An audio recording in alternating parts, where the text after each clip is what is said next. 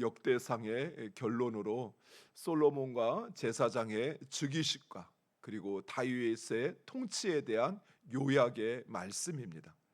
다윗은 자신이 감당해야 할 그 많은 과업을 마무리하면서 하나님 앞에 감사하며 송축하였습니다. 그리고 백성들에게도 그 하나님을 송축하게 하였습니다. 세상 사람들은 자신이 이루어 놓은 그 과업을 마치면서 대부분 자신을 과시하고 자신이 이뤄낸 일을 기념하게 합니다. 하지만 다윗은 자신의 업적이 드러나기보다는 하나님이 드러나길 원했습니다. 다윗은 백성들이 자신보다는 오히려 하나님께 주목하기를 원했습니다. 왜냐하면 이스라엘은 자기의 백성이기 전에 하나님의 백성이었기 때문입니다. 그러자 백성들은 하나님을 송축할 뿐만 아니라 다윗 왕에게도 절하였다라고 말씀합니다. 즉 백성들은 하나님을 경외할 뿐만 아니라 다윗을 존경하였습니다. 무엇보다도 백성들은 다윗을 하나님의 대리자로 인정했던 것입니다. 이처럼 사랑하는 성도 여러분, 우리의 삶의 그 모든 것은 하나님을 경외하는 것으로부터 시작합니다. 왕의 하나님을 송축할 때 백성들이 하나님을 그리고 왕을 송축하였던 것처럼 부모가 자녀에게 여호와 경외하는 것을 가르치면 자녀는 하나님을 경외할 뿐만 아니라 부모도 공경한다는 사실입니다. 사랑하는 성도 여러분, 성경은 하나님을 경외하는 것이 지혜, 지식의 근본이요 또 이 사회의 시작이라 말씀합니다. 즉 우리가 가족과 또 우리 공동체의 질서를 세우고자 할 때 우리는 먼저 하나님을 공경하고 경외해야 할 것입니다. 그러면 그 이후에 세워져야 할 우리 사회와 우리 가정과 우리 공동체의 질서는 자동적으로 세워진다는 사실입니다. 하나님을 경외하는 사람, 그는 마땅히 부모를 공경합니다. 진정 하나님을 경외하는 사람, 그는 다른 사람도 존중합니다. 하나님을 경외하는 사람, 그들은 백성을 두려워하고 백성을 존중하는 통치자가 될 것입니다. 따라서 우리의 삶의 시작은 항상 하나님을 경외하는 것으로부터 시작되어야 한다는 사실입니다. 특별히 부모님들이 자녀에게 신앙을 물려주고자 할 때 말로만 가르치거나 또는 억지로 교회를 끌고 오는 것보다 더 중요한 것은 그 부모가 예배 시간만이 아니라 삶에서도 하나님을 두려워할 줄 아는 부모로 선다면 자녀들이 그 하나님을 경외하게 됩니다. 진정 나에게 믿음을 전수해 주시고 또 나의 삶을 이끌어준 그 부모가 이 세상 그 누구보다 하나님을 두려워한다면, 그가 정말 하나님을 경외한다면 그 모습을 지켜본 자녀들이 하나님을 두려워하지 않을까요? 그런데 우리의 모습이 예배 시간에로만 끝나버리는 거예요. 예배 시간에는 내 목청껏 하나님을 찬양하고 또 그 하나님 앞에 간절히 기도하는데 정작 내 삶의 자리로 나가면 하나님은 계신지 안 계신지, 그저 힘들고 어려울 때 찾는 분일 뿐이지 일상에서 그 하나님을 경외하지도 그 하나님 앞에 복종하지도 않는다면 자녀는 부모로부터 하나님을 전수받는 것이 아니에요. 사랑하는 성도 여러분, 자녀들이 부모를 공경하고 이 땅에서 잘 되기를 원한다면 하나님 경외하는 것을 먼저 여러분의 삶으로 가르치시기 바랍니다. 그리고 백성들은 하나님께 번제와 화목제를 드렸습니다. 그런데 그 규모가 엄청나고 상당하였습니다. 뿐만 아니라 백성들은 하나님 앞에서 먹고 마시며 기쁨을 누렸다라고 이야기합니다. 이처럼 그 공동체가 하나님을 중심으로 연합할 때 거기에 참된 기쁨과 축복이 있다는 사실입니다.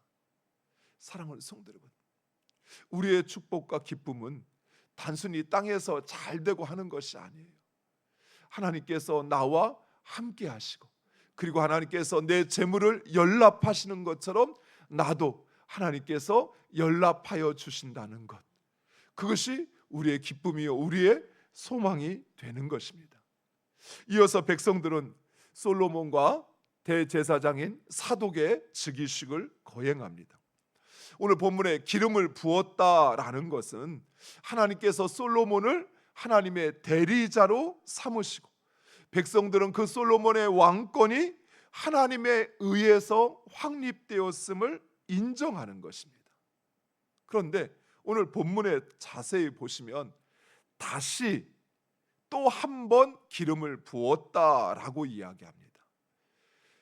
우리 역대기에는 다루지 않지만 다윗이 하나님의 뜻에 따라 솔로몬을 자신의 후계자로 택하려고 하자 다윗의 넷째 아들 아도니아, 당시로 이 아도니아가 후계자 서열 1위였습니다. 따라서 이 아도니아는 자신의 왕위가 솔로몬에게 주어지는 것을 보고 반역을 일으키게 됩니다. 더욱이 이 아도니아의 반역 때에 다윗의 군대 장관이었던 요압, 그리고 대제사장이었던 아비아달이 이 반역에 함께 가담하게 됩니다. 즉 아도니아의 반역은 단순히 한 번의 해프닝이 아니었다라는 것이, 실제로 솔로몬으로 이어지는 그 왕위를 차지하기 위한 반역이었습니다. 그리고 그것은 상당한 영향력이 있었습니다. 따라서 본문에서 다시 솔로몬에게 기름을 부었다라는 것은 솔로몬의 왕권이 하나님으로부터 주어졌다라는 사실을 확증하는 것입니다. 또한 이스라엘이 왕의 통치가 아닌 하나님이 통치하는 나라임을 확실히 하는 것이었습니다. 그리고 하나님은 솔로몬을 형통하게 하시고 온 이스라엘 백성들은 솔로몬에게 순종하고 또 다윗의 아들과 신하들까지도 솔로몬에게 충성을 맹세하였다라고 말씀하고 있습니다.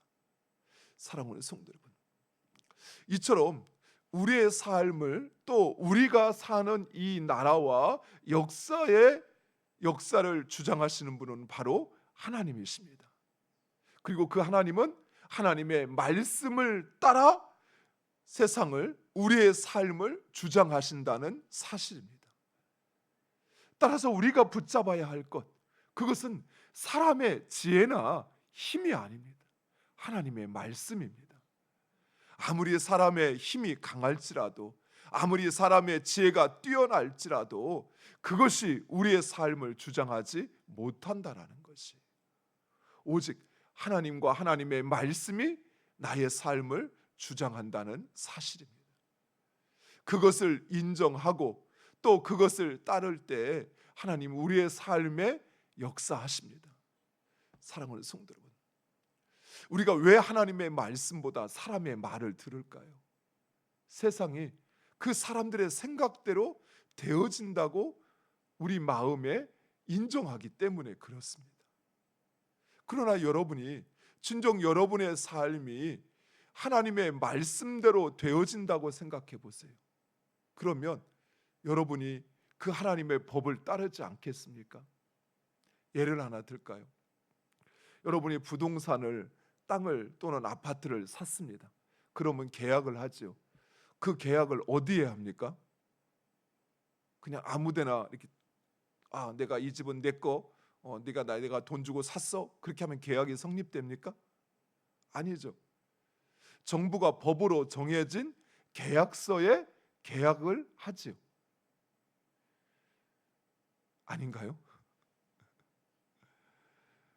법적인 계약서가 있잖아요. 그 기준을 따라야 되잖아요. 그 기준을 따르지 않고 작성된 계약서는 무효잖아요. 법을 따르지 않은 계약서. 예를 들어서 주인이 자기 마음대로 계약 금액보다 더 많은 것을, 또 계약 기간이 지나도 자기 권리를 주장한다면 그것은 유효하지가 않잖아요. 법적인 효력이 없잖아요. 하지만 법적인 효력을 가지려면 법의 기준에 맞춰야 되지요. 이처럼 하나님의 법이 내 삶의 기준이라고 하는 것을 여러분이 인정한다면 그 법을 어찌 따르지 않을 수가 있어요. 그 법을 당연히 따라야 되는 것이지요. 사랑하는 성도 여러분, 하나님의 말씀은 우리의 삶의 법입니다. 이 땅을 주장하는 하나님의 기준인 것이에요. 그것을 따르지 않으면 그 어떤 것도 유효하지 않다라는 것이에요. 그런데 우리는 계속 내 생각, 내 경험을 따라요. 여전히 사람들의 힘이 쏠리는 것을 따라가요. 마치 그것이 법인 양, 마치 그것이 우리의 삶의 기준인 것처럼. 사랑하는 성도 여러분, 아무리 내 힘으로 법을 없애려고 하고 아무리 많은 사람을 모아서 법보다 자신이 강한 것처럼 말할지라도, 그러나 법에 다스려지는 나라는 법 위에 설 수 없는 거지요. 결국 법에 제한을 받게 되지요. 이처럼 사랑하는 성도 여러분, 하나님께서 이 세상을 하나님의 말씀으로 다스리십니다. 그렇다면 우리가 그 말씀을 내 삶의 원칙과 내 삶의 규범으로 삼아야지요. 너무나도 당연한 것입니다. 그런데 우리는 계속 세상의 힘과 이 세상의 지혜를 더 중요시하려고 해요. 하나님의 말씀이 이렇다는데도 내가 누구한테 들었어 이거야 하면서 말씀과 상관없는 선택을 하고 그 길을 따라가려고 합니다. 사랑하는 성도 여러분, 하나님은 말씀하신 것을 반드시 이루십니다. 따라서 우리는 오직 그 말씀에 순종하며 하나님의 도우심을 구해야 합니다.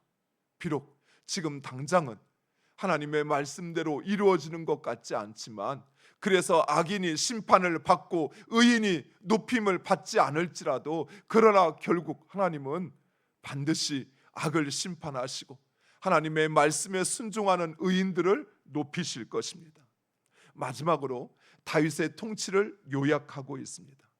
먼저 본문은 다윗을 이새의 아들이라고 이야기합니다. 그런데 다윗 초창기 이새의 아들이라는 말은 다윗의 대적자들이 다윗을 조롱할 때 사용했던 이야기입니다. 말입니다.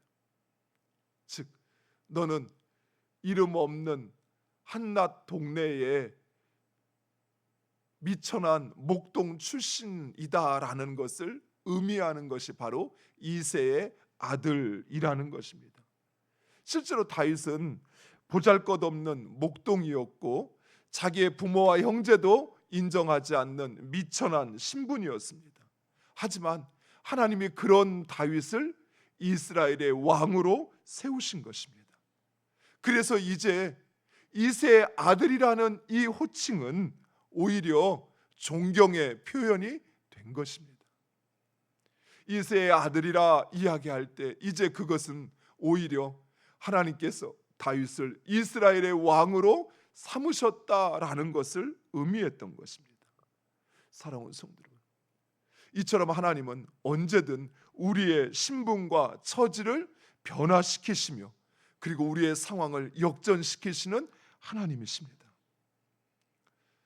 또한 하나님은 미천한 자를 존귀하게 하시고 가난한 자를 부하게도 하시는 하나님이십니다. 따라서 우리는 오직 그 하나님을 절대적으로 의지할 뿐만 아니라 또한 그 신분이 미천하다고 해서 결코 함부로 무시해서는 안 된다는 사실이에요. 하나님께서 그를 존귀한 자로 세우시고 그를 부하게 하시면 언제든지 그의 상황은 바뀌고 역전되는 것입니다. 그런데 내가 그가 미천하다고 해서, 그가 보잘것없다고 해서 함부로 대하고 그를 무시한다면, 그를 높이실 때, 하나님께서 그를 존귀하게 하실 때 나는 부끄러움을 당하게 될 것입니다. 사랑하는 성도 여러분, 하나님을 의지한다면 우리는 그 어떤 존재 하나도 결코 함부로 해서는 안 돼요. 우리가 무시하거나 없인 여겨도 되는 그런 존재는 세상에 없다는 것입니다.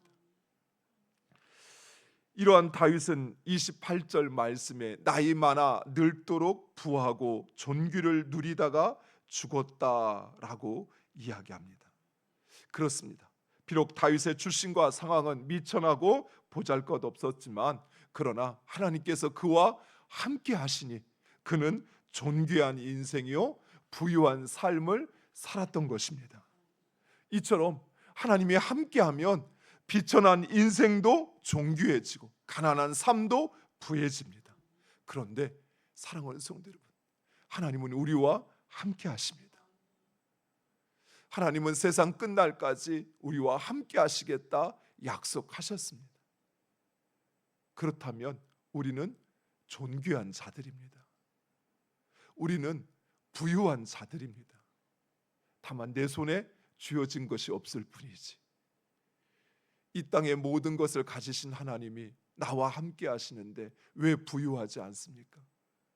언제든지 나를 하나님의 보좌 우편에 앉게 하실 하나님이 나와 함께 하시는데 왜 우리가 비천하고 보잘것없는 존재입니까? 우리는 존귀한 존재입니다. 사랑하는 성도 여러분, 세상이 우리를 인정하지 않고 세상이 우리를 무시할지라도 나는 존귀한 자라는 사실을 기억하면서 살아가는 우리가 되기를 간절히 축원드립니다. 또한 여러분, 부유한 존재입니다. 없다, 아유 나는 왜 이렇게 힘들까, 왜 이렇게 나는 가난할까 라고 생각하지 마셔요. 여러분이 그 창고의 문을 열지 못해서 그럴 뿐이지, 그 창고의 문을 여는 순간 하나님은 차고 넘치도록 쏟아 부어 주시는 줄 믿으시기 바랍니다. 여러분의 창고를 여셔요. 창고를 열면 하나님 그 안에 하나님의 놀라운 부유함으로 여러분을 충만케 하실 줄 믿습니다. 기도하겠습니다.